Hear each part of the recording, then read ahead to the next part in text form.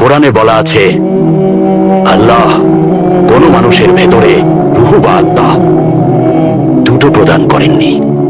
একটা বুকের ভেতর দুটো হৃদয় থাকে না। একজন মুসলমান দুজনকে কখনো ভালোবাসে না।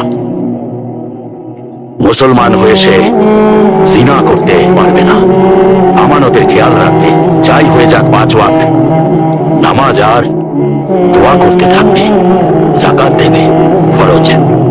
শুনেছি অনেকেই 5 ওয়াক্ত নামাজ পড়ে না, ফজরের নামাজ না পড়েই দোকান খুলে বাণিজ্য করে। এসব শুনলে আমি খুব কষ্ট পাই। আমি কেমন মুসলমান হলাম? ওরা আমার কথা শুনে না, কষ্ট পাই। বন্ধুরা, আল্লাহ বলেছেন যে মানুষরা 5 ওয়াক্ত নামাজ পড়ে না, তারা যতই আমল করার জ্ঞান দিক, তাকে নামাজিরা মুসলমান হবার মূল শর্তগুলো যেন একবার কষ্ট করে শোনায়। নামাজি উত্তম ইবাদত।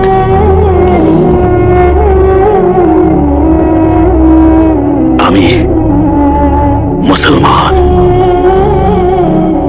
আমি মুসলমান, আমি মুসলমান, আমি মুসলমান, আমি মুসলমান।